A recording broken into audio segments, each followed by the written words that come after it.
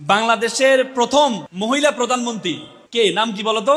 বেগম খালেদা জিয়া। তোমাদের পার্শ্ববর্তী জেলাতে ওনার জন্ম। ফেনী তোমাদের পার্শ্ববর্তী জেলা না? হ্যাঁ, তোমাদের পার্শ্ববর্তী জেলায় জন্ম। আমরা বেগম জিয়া অসুস্থ আছেন।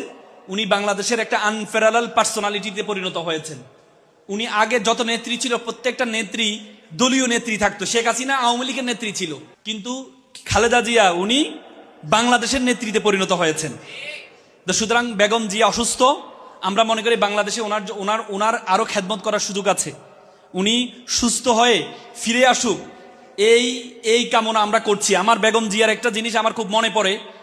That time I was a student of university Dhaka. আমি ঢাকা ইউনিভার্সিটির ছাত্র ছিলাম তখন শেরাটন হোটেলে শিবিরের একটা ইফতার পার্টি কি জামাতের একটা প্রোগ্রামে প্রধান অতিথি ছিলেন বেগম জিয়া। 2008-এর ইলেকশনের পরবর্তীতে বেগম জিয়া মনে আছে, উনি বক্তব্যের মধ্যে উনি বলছিলেন যে আমার ক্যাবিনেটে 2জন মন্ত্রী ছিলেন। উনি বলেছিলেন তোমাদের 2জন মন্ত্রী ছিলেন আমার ক্যাবিনেটে। আমি যখন আমার ক্যাবিনেটে অনেক মন্ত্রী ছিল, প্রত্যেকটা মন্ত্রীকে যখন আমি বিদেশে সফরের জন্য পাঠাইতাম, রাষ্ট্রীয় সফরে পাঠাইতাম, প্রত্যেক রাষ্ট্রীয় সফরের আগে তার জন্য একটা বাজেট নির্ধারণ করা হতো, ব্যক্তিগত বাজেট এবং রাষ্ট্রীয় বাজেট নির্ধারণ করা হতো। আমি মাত্র 2জন মন্ত্রী দেখেছি যারা রাষ্ট্রীয় সফর শেষ করার পরে 1 টাকা সহ আমাকে হিসাব দিয়ে টাকা বুঝিয়ে আমাকে দিতেন। একমাত্র আমি 2টা মন্ত্রী পেয়েছি। সুতরাং তোমরা যে মানুষ তৈরি করছো, এবং উনি বলছে আমি ফেনী 1 আসন থেকে ইলেকশন করেছি। আমার ভাই সায়েদ ইস্কান্দার উনি আসনটা পরিচালনা করেছেন।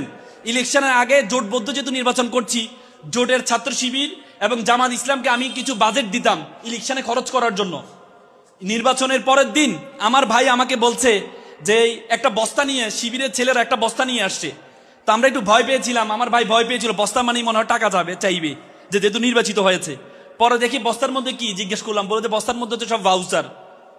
এবং আরেকটা দেখালো, বললো যে এই বস্তার মধ্যে কি, এই বস্তার মধ্যে টাকা, মানে আপনি যে টাকা দিয়েছেন এই জায়গায় খরচ করেছি, এই সবগুলো ভাউচার, আর এই টাকা অগ্রিম ছিল, এই অগ্রিম টাকাগুলো আপনাকে ফেরত দিতে আসলাম। উদ্বৃত্ত টাকাগুলো আপনাকে ফেরত দিতে আসলাম।